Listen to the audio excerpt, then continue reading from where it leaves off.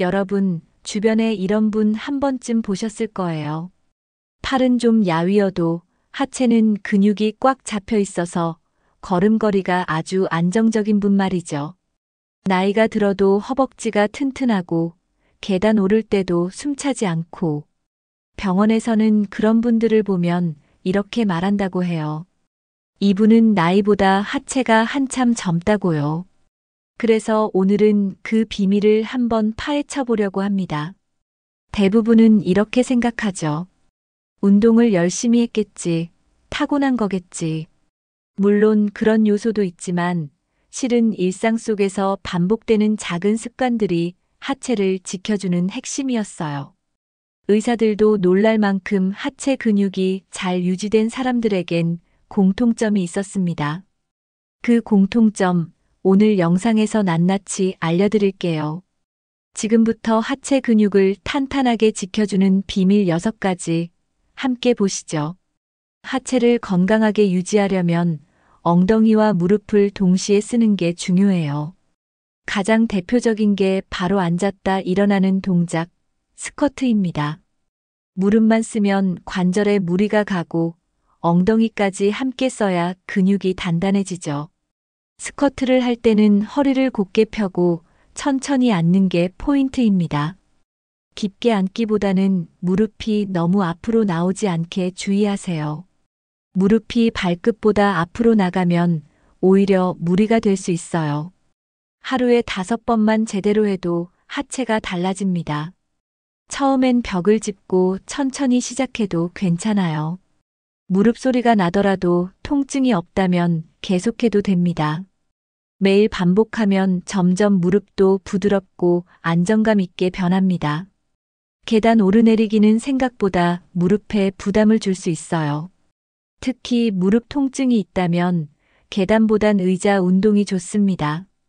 의자에 앉았다 일어나기, 즉 체어 스쿼트가 대표적이에요. 이건 무릎 부담을 줄이면서도 엉덩이와 허벅지를 자극해줘요. 방법은 간단해요. 등받이에 기대지 말고 허리를 펴고 앉았다 일어나는 거예요. 천천히 내려가고 천천히 올라오는 게 핵심입니다. 속도를 내면 운동 효과도 떨어지고 부상의 위험도 있어요. 하루에 10번씩 아침 저녁으로 하면 좋습니다. 이 동작만 꾸준히 해도 걸음걸이가 훨씬 안정감 있어져요. 무릎이 약한 분들에게는 최고의 운동입니다. 많은 분들이 하루에 만보 걷기만 하면 건강해진다고 생각해요. 하지만 어떻게 걷느냐가 더 중요하다는 거 아셨나요? 발 뒤꿈치부터 딛고 무릎을 펴고 엉덩이 힘을 주면서 걷는 게 좋습니다. 이렇게 걸으면 단순한 산책도 근육 운동이 돼요. 반대로 발바닥 전체를 툭툭 치듯 걷는 습관은 하체에 힘이 잘 안 들어갑니다. 걷기 전에 발목을 돌려주는 것도 도움이 돼요. 그리고 무릎이 너무 굽혀지지 않게 신경 쓰는 것도 중요합니다. 하루에 5분만 걸음걸이를 신경 써서 걸어보세요. 다리 근육의 느낌부터 달라질 거예요. 작은 변화가 큰 건강 차이를 만들어냅니다. 하루 종일 앉아있는 시간이 길수록 하체 근육은 점점 약해져요. 움직이지 않으면 허벅지 근육은 생각보다 빠르게 빠집니다. 특히 나이가 들수록 근육 손실 속도는 더 빨라집니다. 무릎 통증이나 허리 통증이 점점 심해지는 이유도 여기에 있어요. 근육이 없으면 관절이 모든 하중을 버텨야 하거든요. 특히 허벅지 안쪽과 엉덩이 근육은 오래 앉아 있으면 쉽게 굳습니다. 그래서 자주 일어나서 스트레칭을 해주는 게 정말 중요해요. 이때 다리 전체를 쭉 펴주는 동작이 하체 유지에 큰 도움이 됩니다. 하루에 서너 번만이라도 자리에서 일어나 다리를 펴보세요. 작은 실천이지만 하체 근육을 지키는데 꼭 필요한 습관입니다. 바르게 앉는 자세는 단순히 허리를 세우는 것만이 아닙니다. 골반이 무너지지 않도록 허벅지와 엉덩이 근육을 같이 쓰는 게 핵심이에요. 엉덩이를 의자 깊숙이 넣고 앉는 것만으로도 자세가 달라집니다. 무릎은 엉덩이보다 약간 높거나 같은 높이가 좋고요.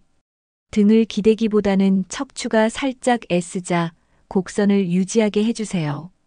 이런 자세를 유지하면 자연스럽게 하체에 긴장이 생깁니다. 앉아있는 동안에도 하체 근육을 조금씩 쓰게 되는 거죠. 장시간 앉을 경우엔 중간중간에 허벅지를 눌러주는 것도 좋아요. 혈액순환도 도와주고 다리 붓기도 예방할 수 있습니다. 결국 바른 자세 하나가 하체 건강을 크게 좌우합니다. 의자에 앉을 때 무심코 다리를 꼬는 분들 많으시죠? 이 습관은 골반을 틀어지게 만들어 하체 근육 균형을 무너뜨려요. 특히 무릎 통증이나 다리 저림의 원인이 되기도 합니다. 그래서 앉을 때는 양발을 바닥에 똑바로 붙이는 게 좋아요. 무릎과 발끝이 같은 방향을 바라보는 것도 중요합니다. 엉덩이를 좌우로 흔들어 정중앙에 놓는 느낌으로 앉아보세요. 처음엔 어색하지만 점점 익숙해지면 편안해져요. 의자가 너무 푹신하면 오히려 자세가 무너지기 쉬우니 주의하고요. 가능하다면 엉덩이 받침이 단단한 의자를 사용하세요. 앉는 자세 하나 바꾸는 것만으로도 하체 건강을 지킬 수 있습니다. 나이가 들면 먹는 양은 줄고 근육도 자연스럽게 줄어들어요. 근육이 줄면 하체가 힘을 못 쓰게 되고 일상 활동도 어려워집니다. 특히 팔보다 다리 근육이 먼저 빠지는 게 문제예요. 이를 막기 위해 가장 중요한 건 단백질 섭취입니다. 단백질이 부족하면 운동을 해도 근육이 잘 만들어지지 않아요. 밥만 먹고 반찬을 대충 먹는 식습관이 근육을 약하게 만듭니다. 특히 중장년층은 하루에 단백질을 더 신경 써서 챙겨야 합니다. 아침에 계란 한 개라도 꼭 챙기면 큰 도움이 돼요. 끼니마다 단백질을 조금씩 고르게 나눠 먹는 것도 효과적입니다. 단백질이 근육 유지의 기본이라는 걸 꼭 기억해 주세요. 나이가 들면 하루에 필요한 단백질 양이 더 많아져요.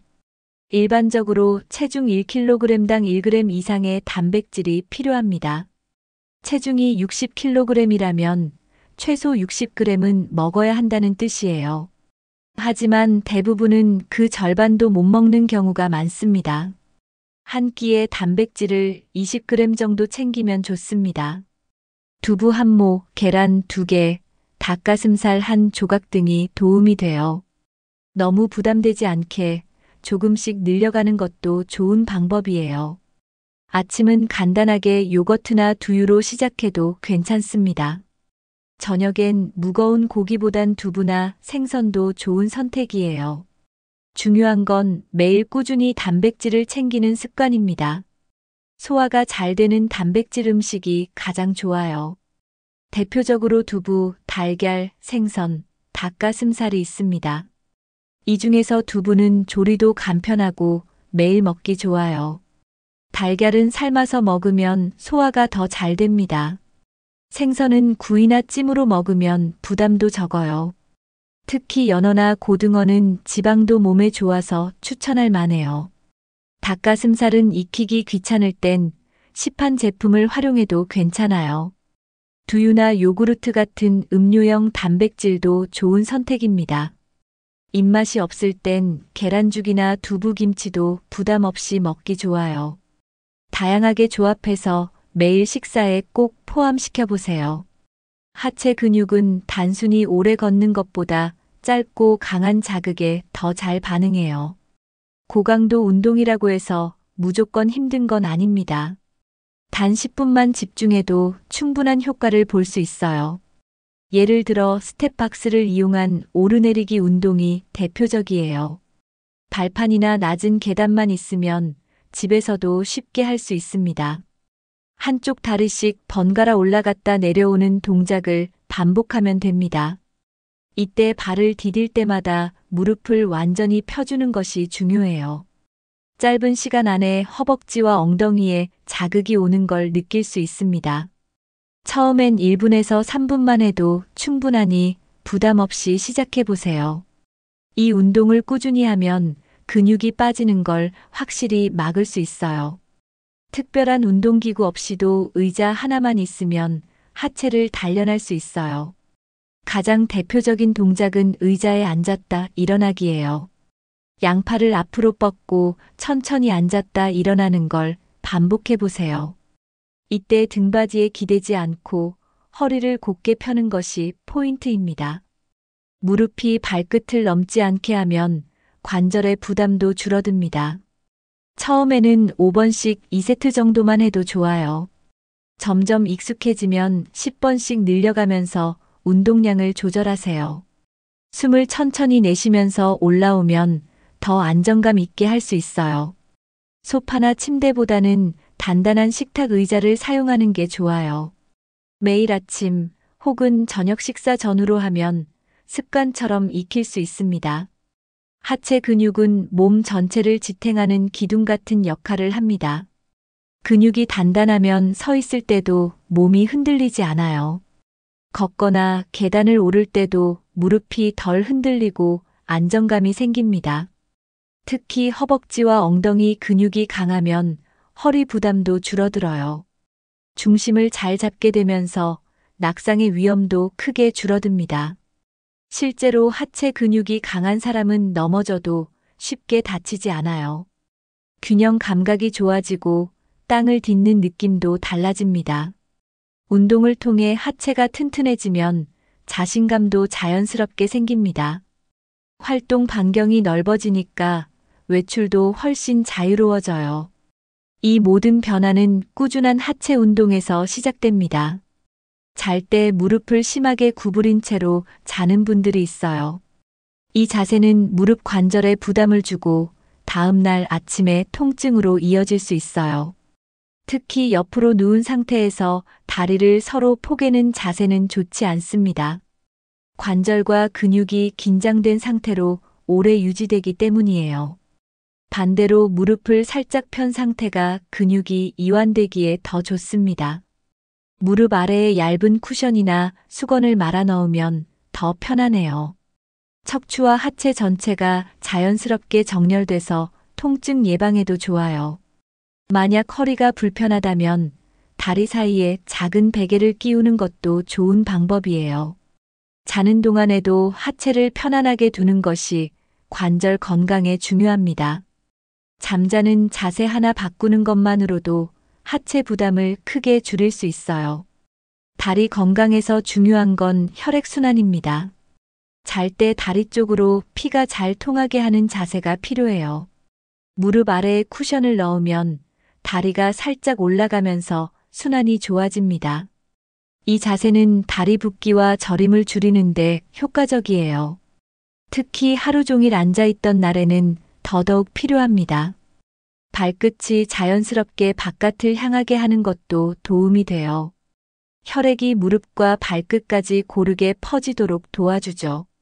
너무 푹신한 이불은 오히려 다리를 꺾이게 할 수 있으니 조심하세요. 다리가 편안한 각도로 유지되는 자세가 가장 좋습니다. 잠자는 동안 몸이 회복되기 때문에 자세 하나에도 신경 써야 해요. 밤에 자다가 다리가 저린 분들 계시죠? 이런 증상은 혈액순환이 잘 안 되기 때문일 수 있어요. 이럴 때 다리 밑에 낮은 베개를 하나 두는 것만으로도 도움이 됩니다. 다리를 약간 높여주면 혈액이 위로 잘 돌아가요. 베개 대신 수건이나 얇은 담요를 말아 사용해도 괜찮습니다. 중요한 건 너무 높지 않게 자연스럽게 받쳐주는 거예요. 너무 높이면 오히려 허리에 무리가 갈 수 있어요. 또 발목이나 종아리까지 베개를 받쳐주는 것도 괜찮은 방법입니다. 자는 동안 다리에 따뜻한 담요를 덮는 것도 혈류에 좋아요. 이런 작은 습관이 밤새 다리 저림을 예방해 줍니다. 하체가 튼튼한 분들은 무릎을 아끼는 습관이 몸에 배어 있어요. 무거운 물건을 들 땐 무릎을 굽히며 허벅지 힘을 써요. 갑자기 방향을 틀거나 뛰는 동작은 잘하지 않죠. 평소에도 계단보다 엘리베이터를 선호하기도 합니다. 무릎에 무리가 가는 동작을 피하는 게 아주 중요해요. 물건을 집을 땐 허리를 굽히기보다 다리 힘을 쓰는 게 좋아요. 무릎에 통증이 오면 참지 말고 바로 쉬는 것도 습관입니다. 특히 중장년층은 관절에 예민해야 합니다. 통증을 무시하고 계속 움직이면 오히려 악화되기 쉬워요. 일상 속 작은 동작 하나하나가 무릎 건강에 영향을 줍니다. 하루 종일 활동하면 다리가 붓는 경우 많죠. 특히 오래 서 있거나 앉아 있었다면 더 심해집니다. 이럴 땐 저녁에 다리를 올려서 쉬어주는 루틴이 필요해요. 소파에 앉아 다리를 벽에 기대는 동작이 효과적입니다. 하루 10분만 이렇게 쉬어도 다리 피로가 풀려요. 따뜻한 물에 발을 담그는 족욕도 도움이 됩니다. 혈액순환을 도와서 붓기와 저림이 줄어들어요. 다리 전체를 부드럽게 마사지해 주는 것도 좋아요. 잠자기 전에 이런 루틴을 하면 숙면에도 도움이 됩니다. 하루 마무리로 다리를 챙기는 것 꼭 해보세요. 하체 건강은 걸음걸이에서 시작됩니다. 발 뒤꿈치부터 착지하고 무릎을 자연스럽게 펴면서 걷는 게 좋아요. 발끝이 바깥을 향하지 않게 주의하는 것도 중요합니다. 걸을 때 허리를 세우고 시선을 정면으로 두면 안정감이 생겨요. 팔을 살짝 흔들면서 걷는 것도 하체에 좋은 자극을 줍니다. 땅을 세게 디디지 말고 부드럽게 밟는 습관을 가지세요. 하루 30분이라도 의식하면서 걸으면 하체 근육이 달라집니다. 오래 걷지 않아도 자세만 바꾸면 운동 효과가 올라가요. 무릎이나 발목 통증이 줄고 균형감도 좋아집니다. 바른 걸음걸이 하나가 건강한 하체의 출발점입니다. 지금까지 하체가 튼튼한 사람들의 비밀 6가지를 함께 살펴봤습니다. 어떤 내용이 가장 인상 깊으셨나요? 무조건 오래 걷고 운동만 많이 하는 게 능사는 아니었습니다. 앉는 자세, 자는 습관, 식사 내용, 일상 속 작은 행동들까지 이런 것들이 모여서 하체 근육을 지키고 튼튼한 몸을 만드는 거죠. 특히 중장년층에게 하체는 삶의 질을 결정하는 중요한 열쇠입니다. 하체가 약해지면 움직임이 줄고 결국 건강 전반이 흔들릴 수 있어요. 반대로 하체가 튼튼하면 계단도 자신 있고 여행도 편하게 갈 수 있습니다.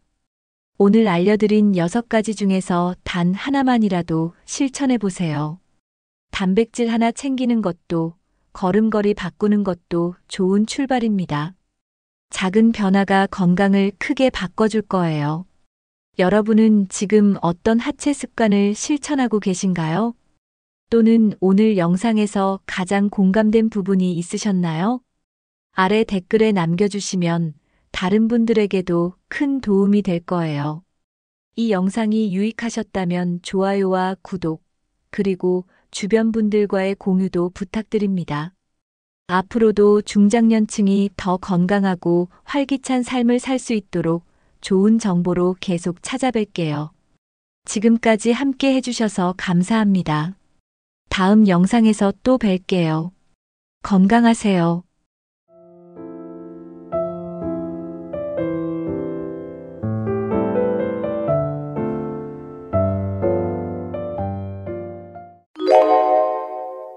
여러분, 나이가 들면 배움이 더 이상 필요 없다고 생각하시나요?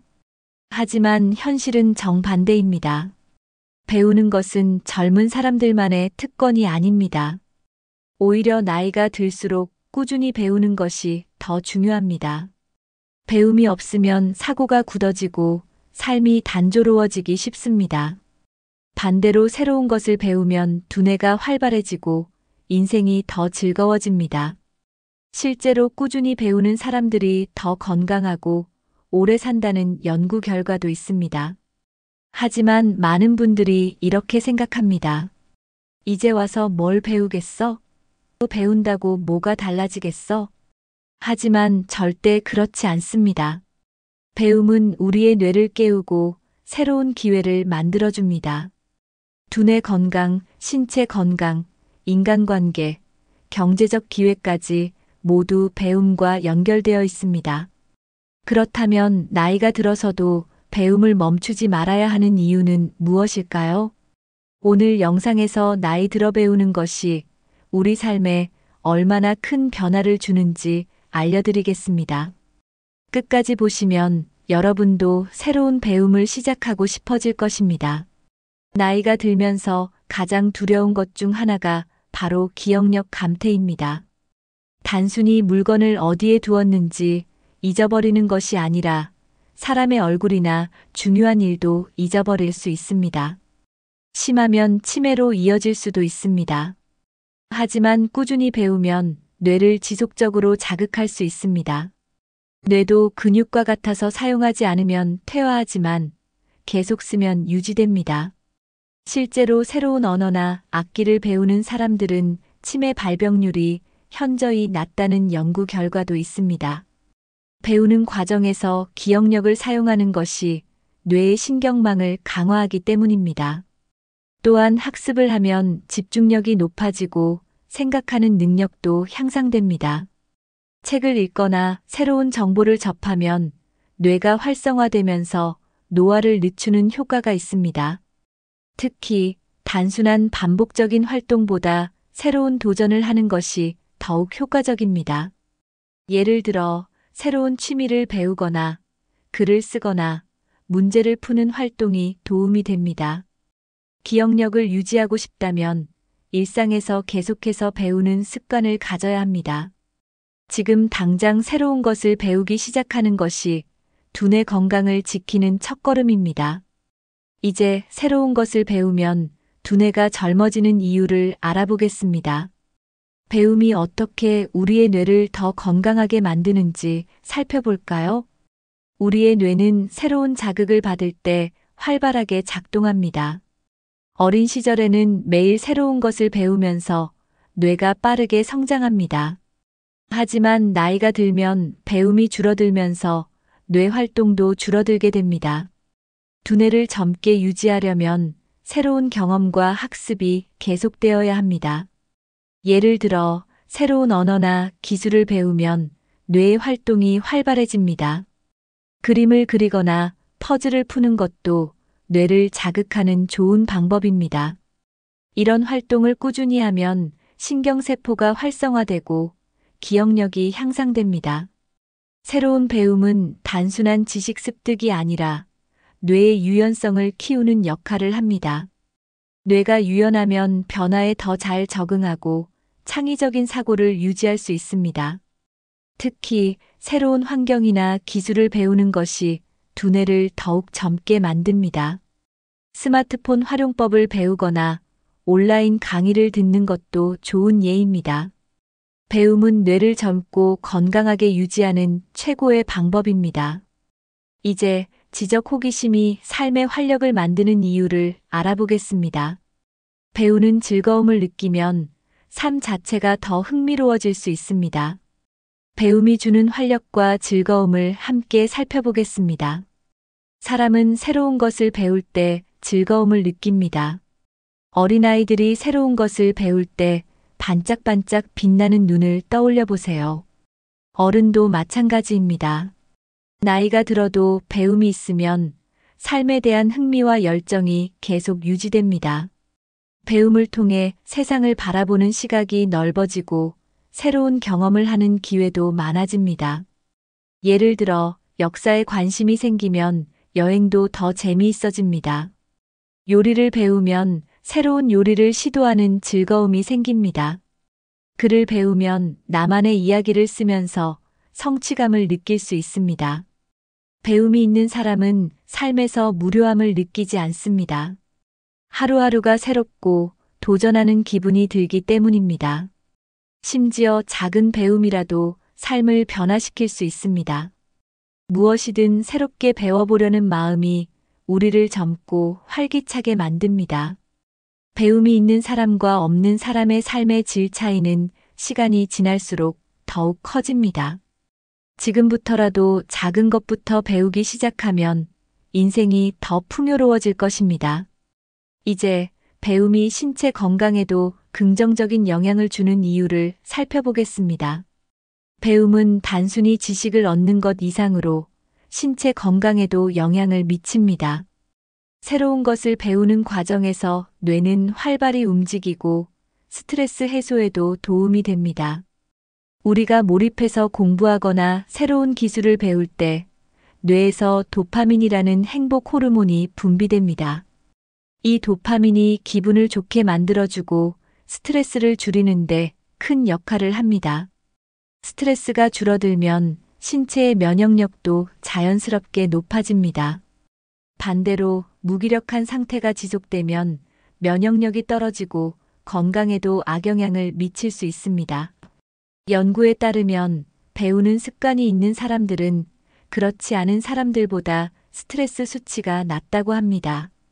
특히 나이가 들수록 꾸준한 배움은 우울증 예방에도 효과적입니다.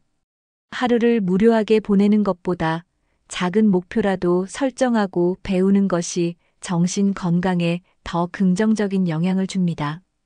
예를 들어 새로운 언어나 악기를 배우면 집중력이 향상되고 성취감도 느낄 수 있습니다. 이러한 배움이 계속되면 신체적으로도 활력을 느끼며 더욱 건강한 생활을 할 수 있습니다.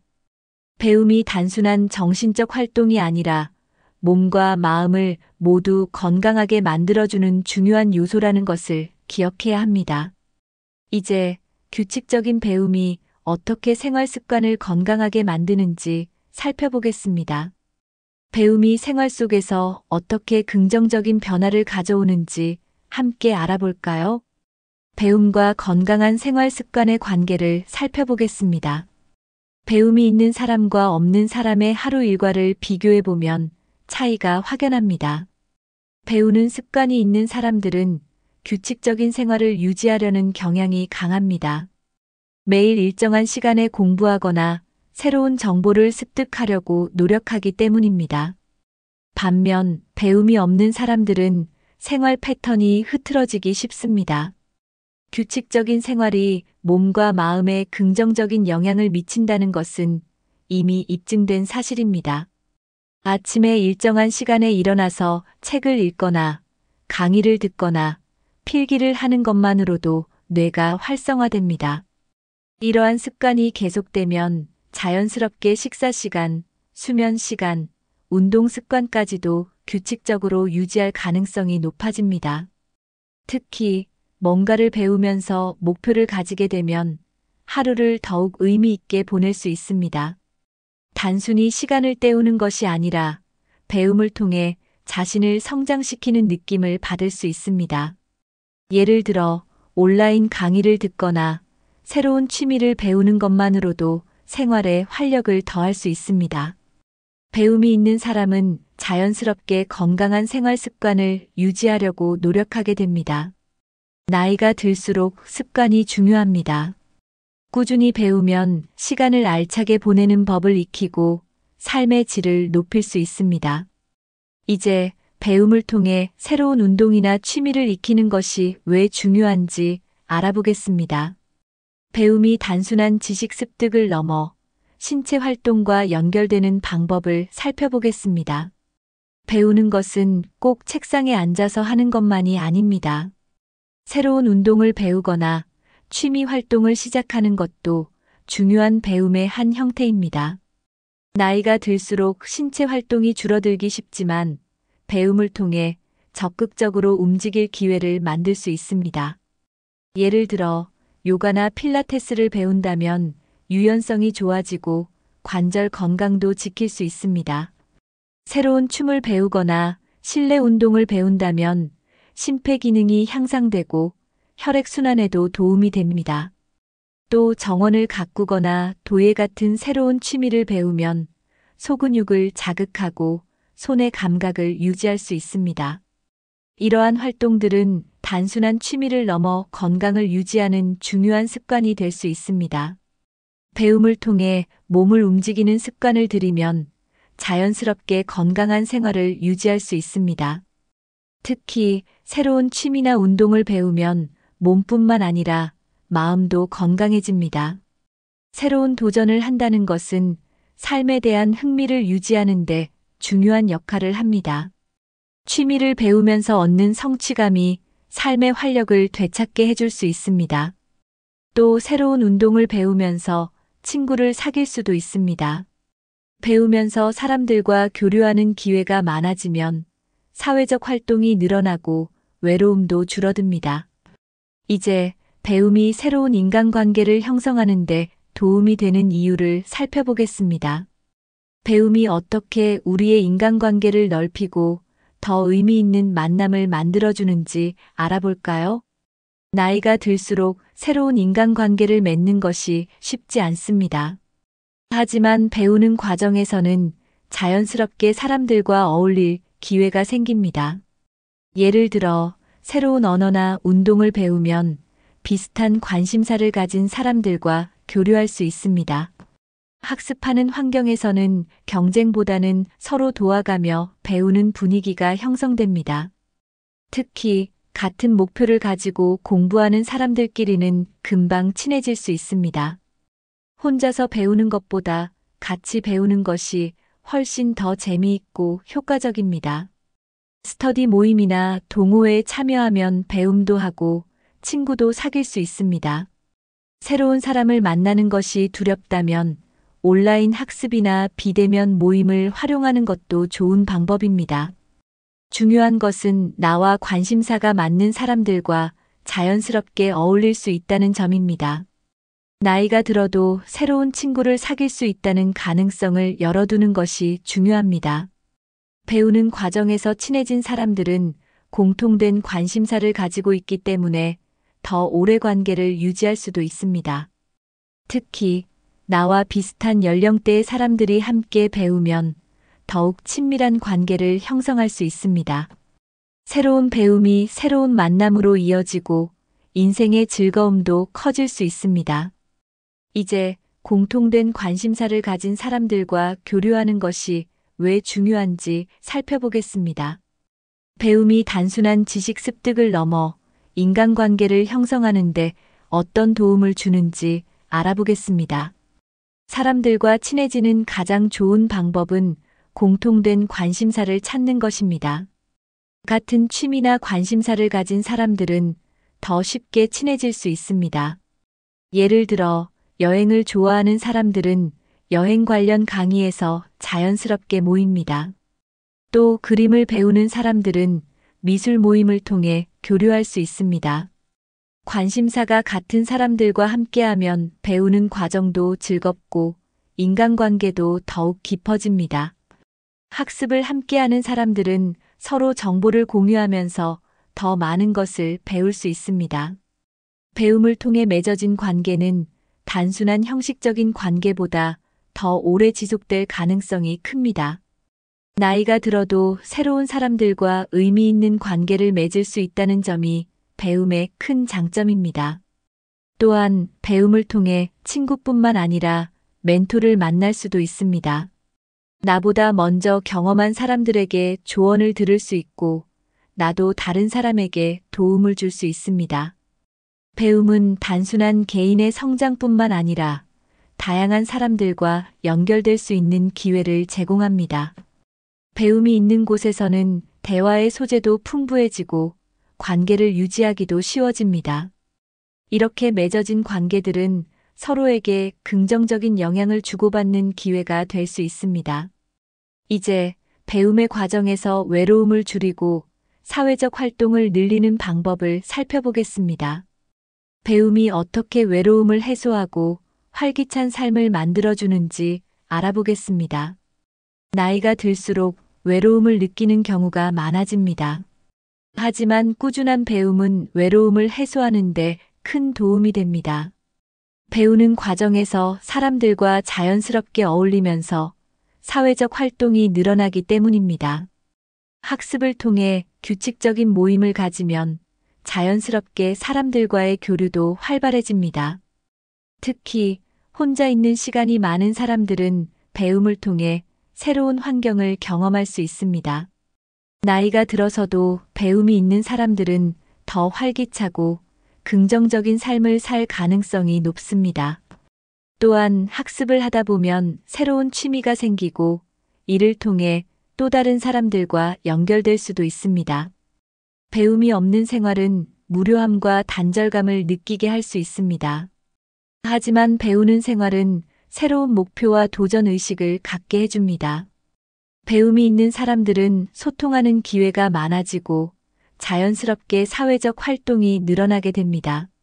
새로운 것을 배우면서 자신감을 얻고 더 많은 사람들과 관계를 맺을 수 있습니다. 배움이 없는 생활보다 배움이 있는 생활이 훨씬 더 활기차고 의미가 있습니다. 외롭다고 느낄 때 새로운 것을 배우는 것만으로도 삶의 만족도가 높아질 수 있습니다. 이제 배움이 어떻게 나를 성장시키고 자존감을 높이는지 살펴보겠습니다. 배움이 단순한 지식 습득을 넘어 내면의 성장과 자존감을 높이는데 어떤 역할을 하는지 알아보겠습니다. 새로운 것을 배우고 익히는 과정은 큰 성취감을 줍니다. 작은 목표라도 이루면 자신감이 생기고 삶에 활력이 생깁니다. 예를 들어 요리를 배우고 직접 만든 음식을 가족과 나눌 때 성취감을 느낍니다. 글을 쓰거나 그림을 배우면 완성된 작품을 보며 뿌듯함을 경험할 수 있습니다. 나이가 들면서 도전할 일이 줄어들 수 있지만 배움은 계속해서 도전하는 기회를 제공합니다. 배우는 과정에서 새로운 것을 해냈다는 뿌듯함을 느끼며 삶의 만족도가 높아집니다. 나는 할 수 있다라는 경험이 쌓이면 어떤 일이든 도전하는 태도를 가질 수 있습니다. 나이를 이유로 도전을 피하는 것보다 작은 것이라도 배우며 자신감을 키우는 것이 중요합니다. 작은 변화라도 계속해서 배우는 습관을 들이면 삶이 더 즐거워집니다. 특히 실패하더라도 배우는 과정에서 얻는 경험이 많기 때문에 좌절할 필요가 없습니다. 배움은 한 단계씩 발전하는 과정이므로 꾸준히 하다 보면 어느새 성장한 자신을 발견하게 됩니다. 나이가 많다고 해서 새로운 것을 못 배운다는 생각은 편견입니다. 오히려 꾸준히 배우는 사람들은 더 젊고 활기찬 삶을 살아갑니다. 이제 배움을 통해 세상을 더 넓게 바라볼 수 있는 이유를 알아보겠습니다. 배움이 우리에게 새로운 시각과 생각을 열어주는 과정임을 함께 살펴보겠습니다. 배움은 세상을 바라보는 시야를 넓혀줍니다. 새로운 지식을 접하면 이전과는 다른 방식으로 세상을 이해할 수 있습니다. 예를 들어 역사 공부를 하면 과거의 사건들이 현재에 미친 영향을 알게 됩니다. 또 새로운 언어를 배우면 그 나라의 문화와 사고방식을 이해하는 데 도움이 됩니다. 배움이 없는 사람은 자신의 경험 안에서만 사고하기 쉽습니다. 반면 배우는 사람은 다양한 시각을 가지며 더욱 유연한 사고를 할 수 있습니다. 새로운 기술을 배우면 변화하는 세상에 더 쉽게 적응할 수 있습니다.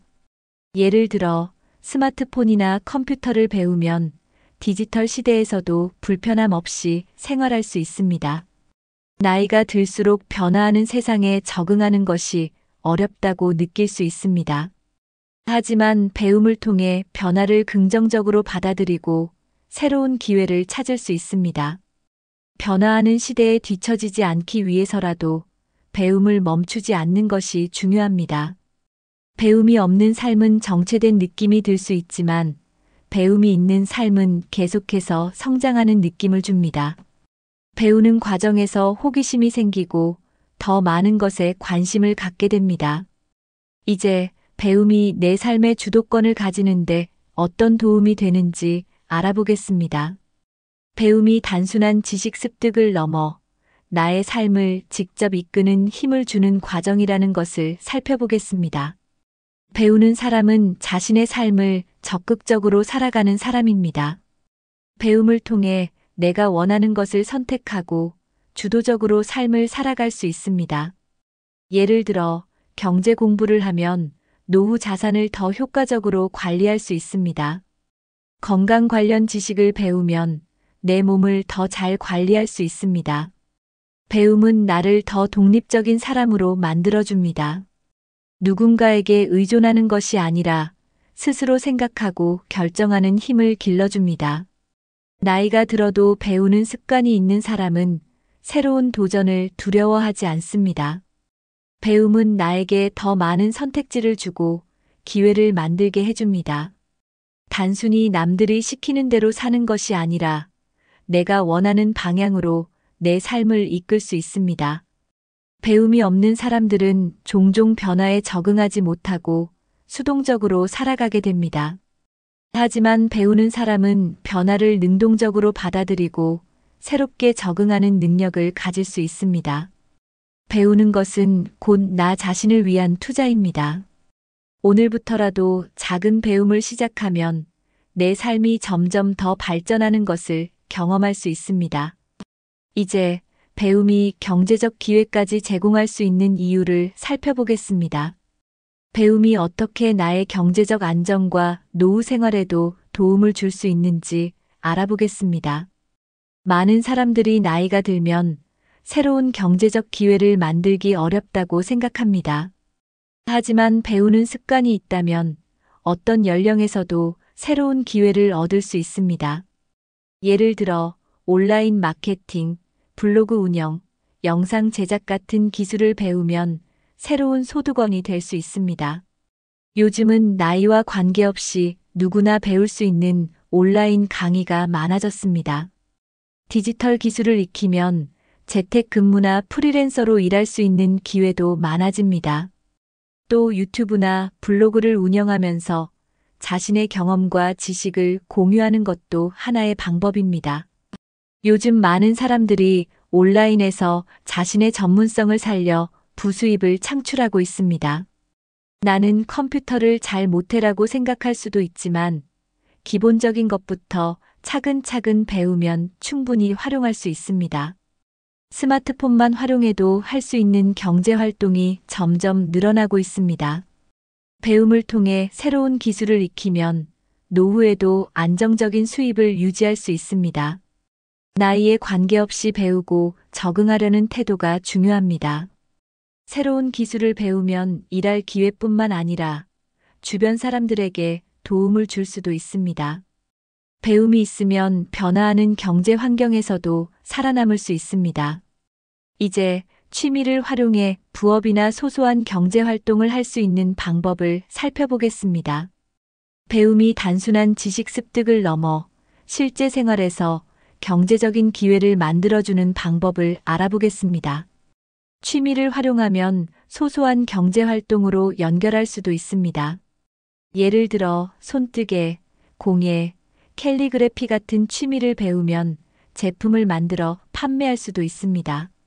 직접 만든 수공예품을 온라인에서 판매하는 사람들이 많아지고 있습니다. 또 글을 쓰는 것을 좋아하는 사람이라면 전자책을 만들어 판매할 수도 있습니다. 요즘은 스마트폰 하나만 있으면 쉽게 자신의 취미를 활용해 수익을 낼 수 있습니다. 재능을 활용해 강의나 교육 활동을 할 수도 있습니다. 예를 들어 요리를 잘하는 사람이라면 온라인 요리 강의를 열 수도 있습니다. 음악을 좋아한다면 악기 연주나 노래를 가르치는 일도 가능합니다. 취미는 돈이 되지 않는다는 생각은 옛날 이야기입니다.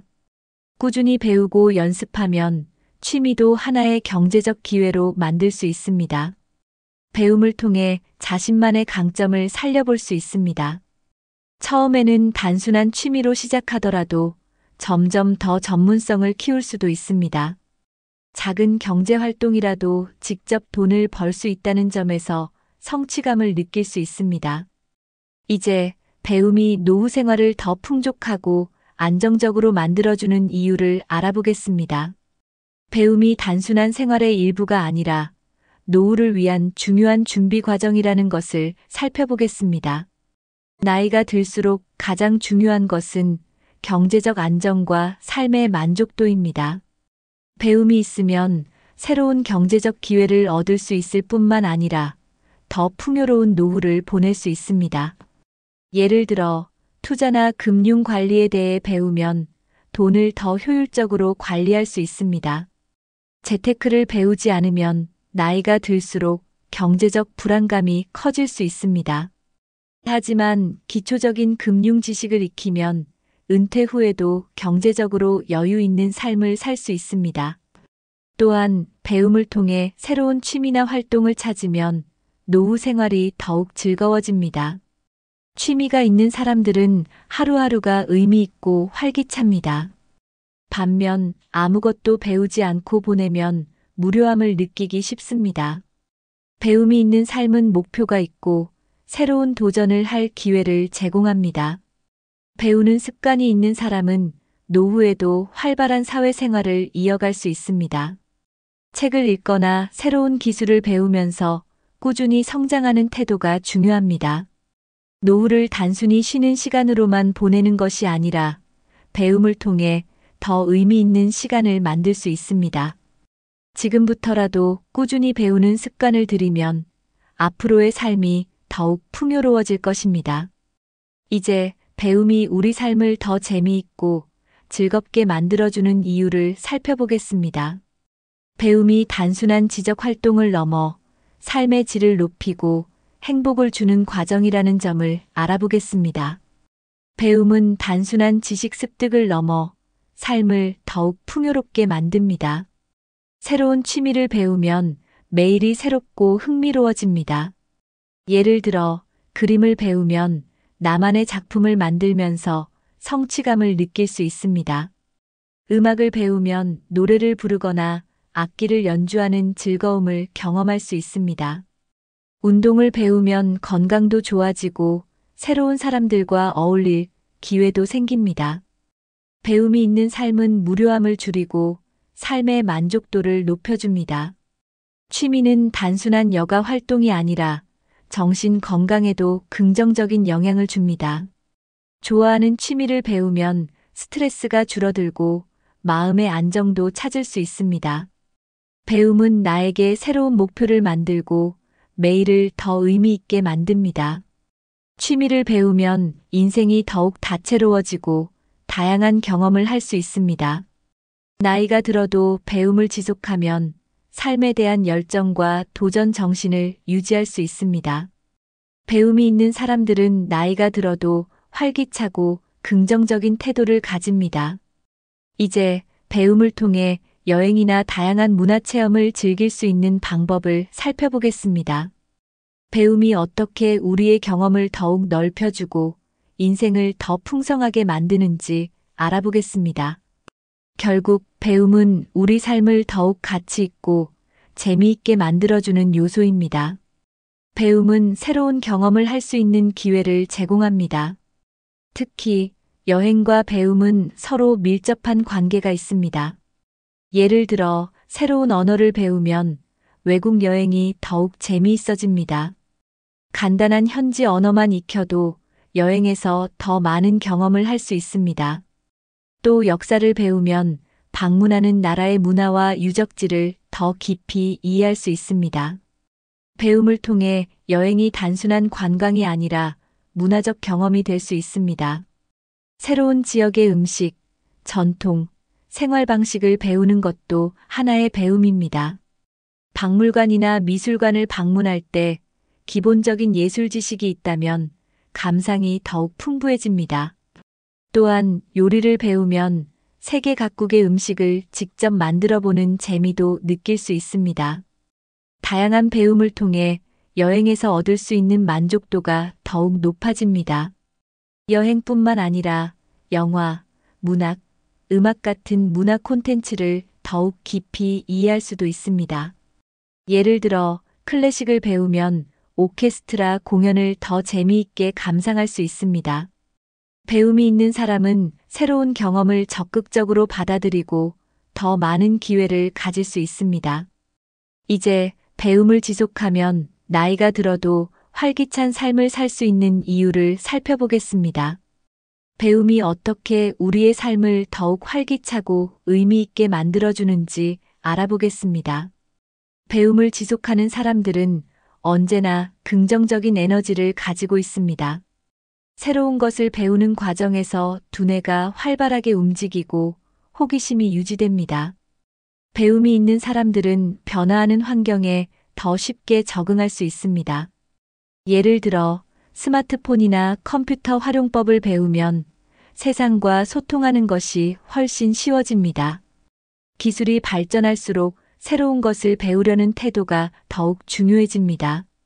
배우는 사람은 젊은 세대와도 원활하게 소통할 수 있습니다. 배움을 지속하면 자신감이 생기고 삶의 만족도가 올라갑니다. 또한 배움은 스트레스를 줄이고 정신 건강에도 긍정적인 영향을 줍니다. 학습하는 과정에서 성취감을 느끼고 스스로 발전하고 있다는 느낌을 받을 수 있습니다. 배움이 없는 사람들은 점점 무기력해질 수 있지만 배우는 사람들은 항상 도전하는 삶을 삽니다. 새로운 것을 배우면서 자연스럽게 목표를 설정하게 되고 인생이 더욱 활기차게 변합니다. 배우는 사람들은 나이가 들어도 건강하고 긍정적인 태도를 유지할 가능성이 큽니다. 결국 배움이 있는 사람과 없는 사람의 삶의 질 차이는 시간이 지날수록 커지게 됩니다. 이제 오늘의 내용을 정리하면서 실천할 수 있는 방법을 이야기해 보겠습니다. 배움이 우리 삶을 어떻게 변화시키는지 다시 한번 되짚어 보겠습니다. 오늘은 나이 들어서도 꾸준히 배워야 하는 이유에 대해 이야기해 보았습니다. 배움은 단순한 지식 습득이 아니라 우리의 두뇌 건강, 신체 건강, 인간관계, 경제적 기회까지 영향을 줍니다. 배움을 통해 치매를 예방하고 스트레스를 줄이며 더 많은 사회적 활동을 할 수 있습니다. 또한 새로운 취미를 배우거나 여행과 문화를 즐기는 기회를 가질 수도 있습니다. 배우는 사람은 나이가 들어도 긍정적인 태도를 유지하며 활기찬 삶을 살아갑니다. 중요한 것은 크고 어려운 것을 배우는 것이 아니라 작은 것부터 꾸준히 배우는 것입니다. 책을 읽거나 스마트폰 활용법을 익히거나 간단한 운동을 배우는 것도 훌륭한 배움입니다. 여러분은 지금 배우고 싶은 것이 있으신가요? 혹시 이미 배우고 계신 것이 있다면 댓글로 공유해 주세요. 다른 분들에게도 큰 도움이 될 수 있습니다. 또한 이 영상이 유익했다면 좋아요와 구독 버튼을 눌러주세요. 더 많은 분들이 배움을 지속하고 활기찬 삶을 살아갈 수 있도록 주변에도 공유해 주세요. 오늘부터라도 작은 배움을 시작해 보세요. 배움은 우리의 삶을 더 행복하고 가치 있게 만들어줍니다. 여러분의 건강하고 즐거운 배움의 여정을 응원합니다. 다음 영상에서 또 만나요.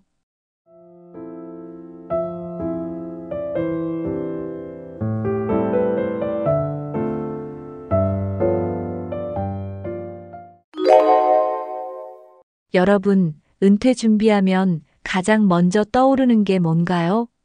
아마도 많은 분들이 돈이라고 생각하실 겁니다. 충분한 돈이 있어야 노후가 편할 거라고 믿기 때문이죠.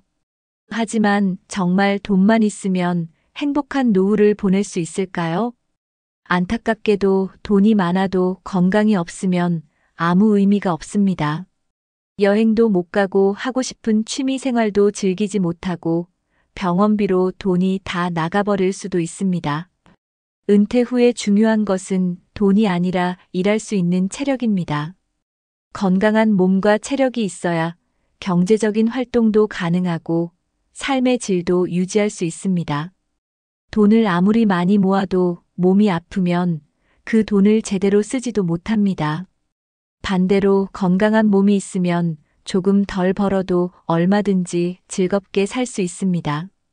특히 요즘 같은 시대에는 은퇴 후에도 일정한 경제 활동을 하는 것이 필수적입니다. 단순히 돈을 모으는 것만이 아니라 일할 수 있는 체력과 건강을 유지하는 것이 진짜 은퇴 준비입니다. 그렇다면 왜 돈보다 체력이 중요한지, 그리고 어떻게 체력을 유지해야 하는지 지금부터 하나씩 알려드리겠습니다. 끝까지 보시면 여러분도 은퇴 준비의 핵심이 체력이라는 걸 깨닫게 될 것입니다. 그럼 지금부터 시작합니다. 많은 사람들이 은퇴 후 돈이 많으면 모든 것이 해결될 거라고 생각합니다. 하지만 돈보다 중요한 것은 건강입니다. 돈이 많아도 아프면 여행도 못 가고 제대로 먹지도 못하고 병원비로 다 나갈 수도 있습니다. 건강을 잃으면 자유로운 생활이 불가능해집니다. 아무리 좋은 집에서 살아도 아프면 그 집이 감옥처럼 느껴질 수도 있습니다. 실제로 돈이 많은 사람들도 건강이 나빠지면 아무것도 할 수 없다고 말합니다. 병원 신세를 지면서 돈이 있어도 소용없다라고 후회하는 분들이 많습니다. 노후의 진짜 행복은 돈이 아니라 건강에서 시작됩니다. 건강하면 돈이 없어도 충분히 만족하며 살 수 있습니다. 하지만 건강이 없으면 돈이 있어도 행복할 수 없습니다. 결국 돈보다 중요한 것은 건강한 체력을 유지하는 것입니다. 젊을 때부터 건강을 챙기지 않으면 나중에 후회하게 됩니다. 나이가 들면 체력은 자연스럽게 떨어지기 때문에 미리 대비해야 합니다. 돈보다 중요한 것이 체력이라는 사실을 꼭 기억해야 합니다. 그렇다면 은퇴 후에도 경제적으로 자유롭기 위해서는 어떻게 해야 할까요? 요즘은 은퇴 후에도 경제 활동을 지속하는 것이 중요해졌습니다. 과거처럼 퇴직 후에 그냥 쉬면서 살기에는 물가도 많이 올랐고 기대 수명도 길어졌습니다. 평균 수명이 길어지면서 은퇴 후에도 최소 20년에서 30년 이상 살아야 합니다. 하지만 은퇴 후 경제 활동을 하려면 무엇보다도 건강한 체력이 필요합니다. 몸이 아프거나 힘이 없으면 일을 하고 싶어도 할 수 없습니다. 체력이 있어야 가벼운 일이라도 하면서 경제적 부담을 줄일 수 있습니다. 은퇴 후에도 꾸준히 소득을 유지하면 경제적으로 훨씬 여유로운 삶을 살 수 있습니다. 은퇴 후에도 건강한 몸을 유지하면 자기 개발이나 새로운 도전을 할 수도 있습니다. 체력이 없으면 아무리 돈이 있어도 일할 기회조차 가질 수 없습니다. 반대로 건강하면 새로운 직업이나 취미를 통해 추가적인 수익을 얻을 수도 있습니다. 건강한 사람들은 은퇴 후에도 자기 일을 찾고 능동적으로 살아갑니다. 하지만 건강이 나빠지면 집에만 머물게 되고 점점 사회와 단절될 수 있습니다. 결국 은퇴 후에도 경제적으로 자유롭기 위해서는 체력을 유지하는 것이 필수입니다. 그렇다면 건강한 체력을 유지해야 노후 생활이 왜 더 즐거워질까요? 다음으로 체력이 중요한 이유를 더 깊이 알아보겠습니다. 많은 사람들이 은퇴 후에 여행을 다니고 취미 생활을 즐기고 싶어 합니다. 하지만 체력이 없으면 그런 활동을 할 수 없습니다. 해외여행을 가고 싶어도 장시간 비행기를 타는 것이 힘들어질 수 있습니다. 국내 여행도 마찬가지입니다. 체력이 약하면 가까운 곳조차 다니기 어려워집니다. 걷는 것조차 힘들다면 명소를 방문하는 것이 아니라 호텔에서 쉬어야 할 수도 있습니다. 취미 생활도 체력이 있어야 가능합니다. 골프, 등산, 낚시 같은 활동도 기본적인 체력이 받쳐줘야 합니다. 체력이 부족하면 좋아하는 취미도 포기해야 하는 상황이 올 수 있습니다.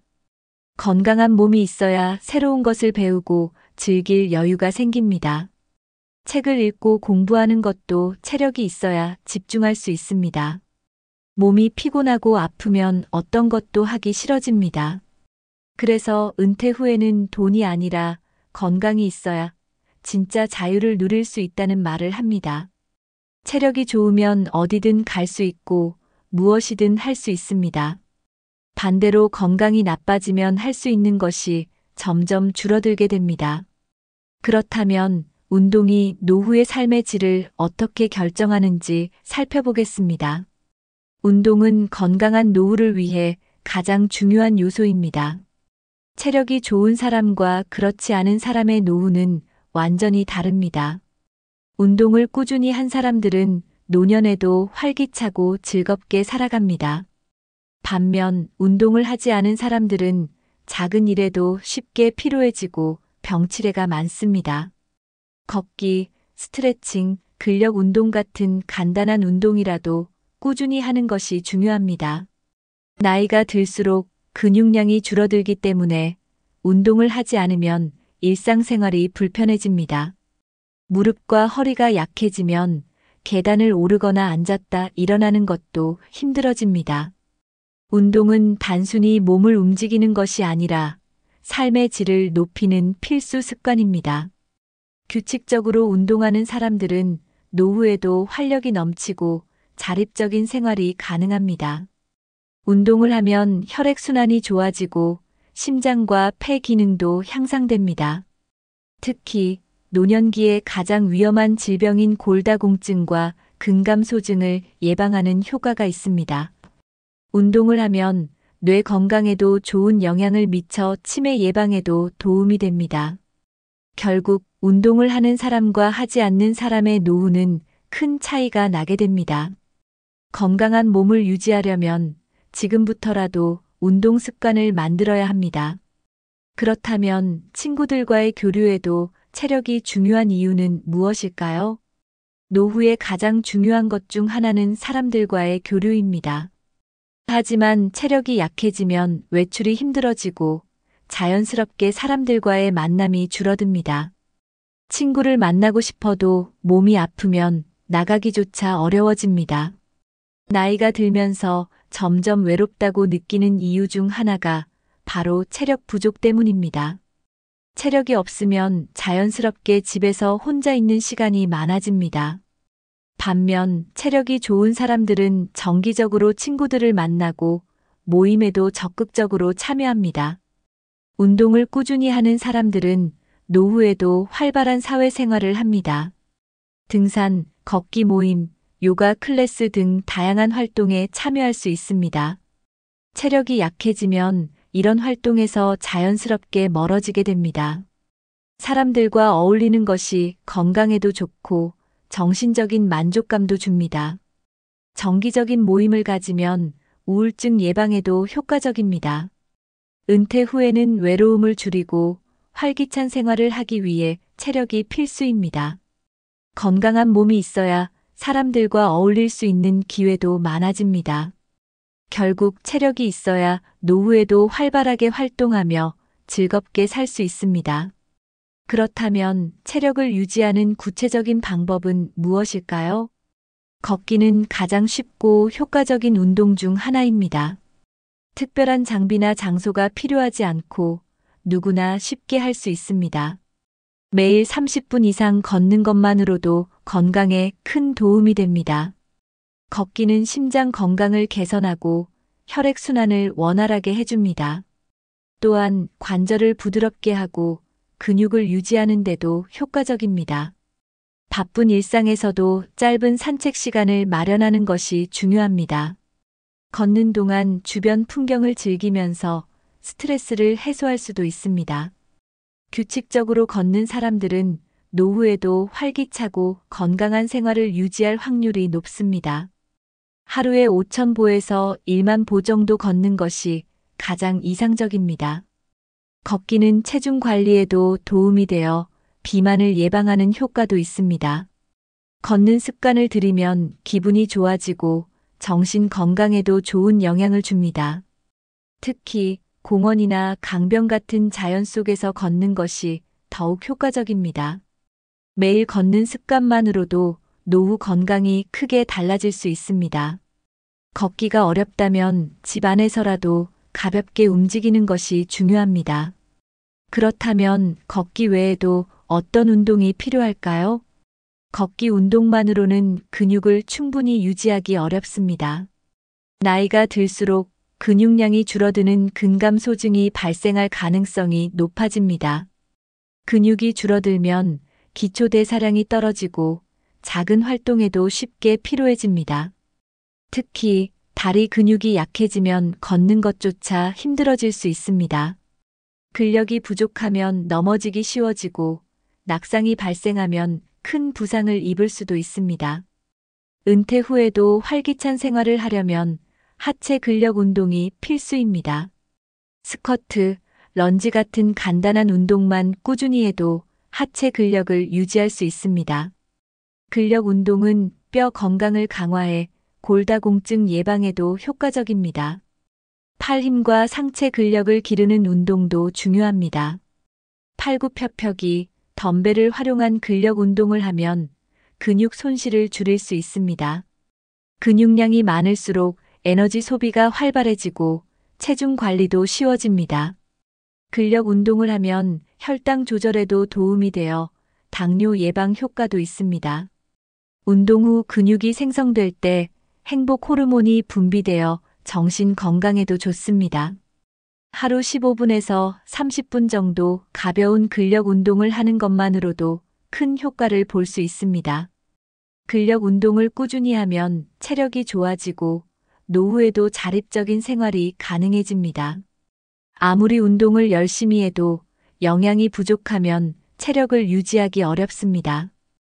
은퇴 후에는 음식의 질과 균형이 더욱 중요해집니다.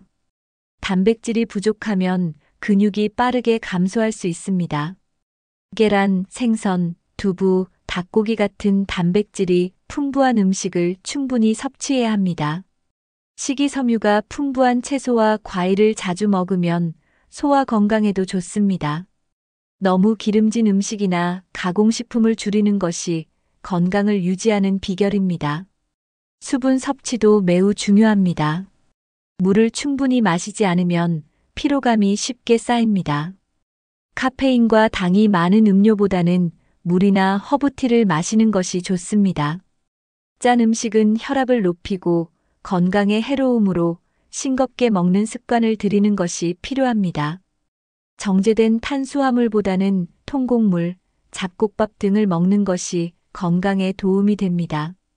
규칙적인 식사 습관을 유지하는 것이 소화 건강에도 좋습니다. 하루 세 끼를 일정한 시간에 먹고 과식하지 않는 것이 중요합니다. 저녁을 너무 늦게 먹으면 수면의 질이 떨어질 수 있으므로 주의해야 합니다. 균형 잡힌 영양 섭취는 건강뿐만 아니라 정신 건강에도 긍정적인 영향을 줍니다. 건강한 식습관을 유지하면 체력이 좋아지고 노후 생활이 더욱 활기차게 변할 수 있습니다. 은퇴 후에도 건강을 유지하지 않으면 일상생활이 점점 힘들어집니다. 특히 근육이 줄어들면 단순한 움직임도 어려워집니다. 앉았다 일어나기, 계단 오르기 같은 기본적인 활동도 불편해질 수 있습니다. 체력이 약해지면 가벼운 외출도 피곤하게 느껴집니다. 결국 집에 머무르는 시간이 많아지고 활동량이 줄어듭니다. 활동량이 줄어들면 근육이 더 빠르게 감소하는 악순환이 발생합니다. 노년기에는 운동 부족이 곧 건강 악화로 이어질 가능성이 큽니다. 근력이 부족하면 허리와 무릎에 부담이 가면서 관절 통증도 심해집니다. 체력이 없으면 가사 노동조차도 버거워지고 집안일도 어려워질 수 있습니다. 결국 남에게 의존해야 하는 상황이 생길 수 있습니다. 자립적인 생활을 유지하려면 체력을 유지하는 것이 필수입니다. 젊을 때보다 조금만 더 노력하면 건강한 몸을 유지할 수 있습니다. 근육이 유지되면 몸을 쉽게 움직일 수 있고 일상생활이 훨씬 편해집니다. 평생 건강한 삶을 살기 위해서라도 근육을 유지하는 노력이 필요합니다. 그렇다면 체력을 잃으면 정신 건강에도 어떤 영향을 미칠까요? 몸이 건강해야 정신도 건강할 수 있습니다. 체력이 부족하면 움직이는 것이 귀찮아지고 점점 무기력해집니다. 활동량이 줄어들면 우울증 위험도 커집니다. 규칙적인 운동과 활동이 정신 건강을 유지하는 데 중요한 역할을 합니다. 움직임이 줄어들면 혈액순환이 원활하지 않아 뇌 기능에도 영향을 미칠 수 있습니다. 실제로 운동을 꾸준히 하는 사람들은 치매 발병률이 낮다는 연구 결과도 있습니다. 체력이 좋으면 자주 외출하게 되고 다양한 사람들과 교류할 기회도 많아집니다. 반대로 체력이 부족하면 혼자 있는 시간이 늘어나면서 외로움을 느낄 가능성이 높아집니다. 사람들과 자주 만나고 사회 활동을 하는 것이 정신 건강을 지키는데 큰 도움이 됩니다. 활기찬 삶을 유지하려면 체력을 기르고 적극적으로 활동해야 합니다. 나이가 들어도 운동을 지속하면 신체적, 정신적으로 건강한 삶을 유지할 수 있습니다. 건강한 몸이 있어야 자존감도 올라가고 삶의 만족도가 높아집니다. 체력을 유지하면 활력이 넘치고 미래에 대한 걱정도 줄어들 수 있습니다. 결국 체력이 정신 건강에도 큰 영향을 미친다는 점을 잊지 말아야 합니다. 그렇다면 체력이 없으면 병원비 부담이 얼마나 커질까요? 나이가 들수록 병원에 가는 일이 점점 많아집니다. 특히 체력이 부족하면 작은 병도 쉽게 악화될 수 있습니다. 허리, 무릎, 관절 문제는 체력이 약할수록 더 심각해집니다. 운동 부족은 심장병, 당뇨병, 고혈압 같은 만성 질환의 원인이 됩니다.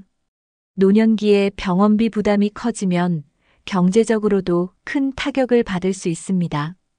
아무리 노후 자금을 준비했어도 병원비로 다 나가면 생활이 어려워질 수 있습니다. 건강보험이 있어도 장기적인 치료와 약값이 부담될 가능성이 큽니다. 병원에 자주 다니게 되면 생활 자체가 제한될 수밖에 없습니다. 건강을 잃으면 일상의 자유도 잃게 됩니다. 체력이 좋은 사람은 병원에 가는 일이 줄어들고 의료비 부담도 덜어집니다. 운동을 꾸준히 하면 면역력이 높아져 감기나 바이러스에도 강해집니다. 노년기에 가장 중요한 재산은 돈이 아니라 건강입니다. 건강한 몸을 유지하면 병원비를 줄이고 경제적인 부담도 덜 수 있습니다. 결국 체력을 잃으면 생활 자체가 힘들어지고 경제적으로도 어려움을 겪게 됩니다.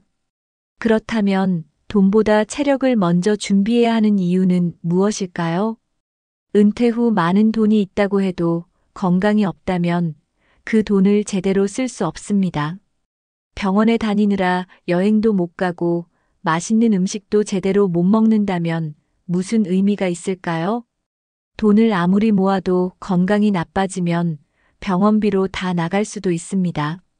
건강한 사람은 돈이 없어도 충분히 행복하게 살 수 있습니다. 하지만 돈이 많아도 건강이 나쁘면 삶의 질이 크게 떨어집니다. 돈보다 중요한 것은 건강이다라는 말이 괜히 나온 것이 아닙니다. 건강한 체력이 있어야 자유롭게 움직이고 원하는 것을 할 수 있습니다. 돈이 있어도 몸이 아프면 외출도 힘들고 사람들과의 관계도 소원해질 수 있습니다. 돈이 많다고 해도 몸이 불편하면 결국 병원과 집만 오가게 됩니다. 노후에 자유롭게 생활하려면 체력을 먼저 준비해야 합니다. 체력이 있으면 하고 싶은 일을 하면서 즐겁게 살 수 있습니다. 돈보다는 건강이 인생의 질을 결정하는 중요한 요소입니다. 나이가 들수록 돈보다 중요한 것은 바로 체력과 건강한 몸입니다. 돈을 모으는 것도 중요하지만 운동을 하고 건강을 챙기는 것이 더 중요합니다. 그렇다면 건강한 노후를 위해 꾸준한 운동이 필수적인 이유는 무엇일까요? 운동을 꾸준히 하면 몸이 젊고 활기차게 유지됩니다. 규칙적인 운동은 신체뿐만 아니라 정신 건강에도 좋은 영향을 줍니다. 운동을 하면 혈액순환이 원활해지고 심폐 기능이 향상됩니다. 특히 나이가 들수록 근육이 줄어들기 때문에 근력 운동이 필수적입니다. 운동을 하지 않으면 신체 기능이 급격히 저하될 수 있습니다. 규칙적인 운동은 뇌 건강에도 긍정적인 영향을 주어 치매 예방에도 도움이 됩니다. 운동을 하면 호르몬 분비가 활성화되어 기분이 좋아지고 스트레스도 줄어듭니다. 은퇴 후에도 건강한 삶을 원한다면 반드시 운동하는 습관을 가져야 합니다. 운동을 꾸준히 하는 사람들은 노후에도 활력 있고 행복한 삶을 살고 있습니다. 단순히 오래 사는 것이 아니라 건강하게 오래 사는 것이 중요합니다.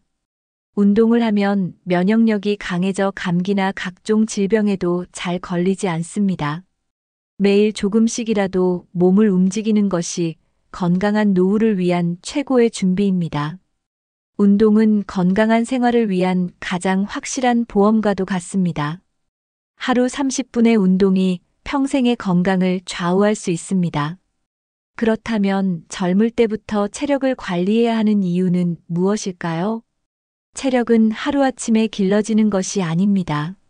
젊을 때부터 꾸준히 관리해야 은퇴 후에도 건강한 몸을 유지할 수 있습니다. 50대부터라도 운동을 시작하면 60대, 70대에도 건강을 유지할 수 있습니다. 늦었다고 생각할 때가 가장 빠른 때라는 말처럼 지금부터라도 운동을 시작해야 합니다. 젊을 때는 체력이 좋아서 운동을 소홀히 할 수도 있지만 체력은 나이와 함께 자연스럽게 감소합니다. 체력을 유지하려면 꾸준한 노력이 필요합니다. 나이가 들수록 체력 회복이 더디기 때문에 미리 준비하는 것이 중요합니다. 운동 습관이 없으면 노후의 건강을 유지하는 것이 훨씬 어려워집니다. 젊을 때부터 건강한 생활 습관을 만들면 은퇴 후에도 건강하게 지낼 수 있습니다. 건강한 식습관과 규칙적인 운동이 장수와 행복한 삶을 결정합니다. 단순히 오래 사는 것이 아니라 건강하게 오래 사는 것이 중요합니다. 젊을 때부터 건강을 챙기면 노후에도 경제적 부담 없이 행복하게 살 수 있습니다. 결국 은퇴 준비는 돈이 아니라 건강과 체력을 유지하는 것에서 시작됩니다. 건강한 몸이 있어야 돈도 의미가 있고 삶도 즐길 수 있습니다. 이제 오늘 이야기한 내용을 정리하면서 실천할 수 있는 방법을 알려드리겠습니다. 오늘은 진정한 은퇴 준비는 돈보다 체력이다라는 주제로 이야기해 보았습니다. 돈이 많아도 건강이 없으면 의미가 없습니다. 체력이 있어야 경제 활동도 가능하고 원하는 생활을 자유롭게 할 수 있습니다. 걷기, 근력 운동, 건강한 식습관을 유지하는 것이 가장 중요한 은퇴 준비입니다. 체력을 유지하면 병원비 부담도 줄이고 삶의 질도 높아질 수 있습니다. 건강한 체력이 있어야 자립적인 노후 생활이 가능합니다. 결국 돈보다 중요한 것은 운동을 꾸준히 하고 건강한 생활 습관을 가지는 것입니다. 여러분은 체력을 유지하기 위해 어떤 노력을 하고 계신가요? 혹시 실천하고 있는 좋은 습관이 있다면 댓글로 공유해 주세요. 이 영상이 도움이 되셨다면 좋아요와 구독도 부탁드립니다. 주변 분들에게도 공유해 주시면 더 많은 분들이 건강한 은퇴를 준비하는 데 도움이 될 것입니다. 오늘부터 작은 운동 하나씩 실천하면서 건강한 노후를 준비해 보세요. 여러분의 건강한 미래를 응원합니다. 다음 영상에서 또 만나요. 감사합니다.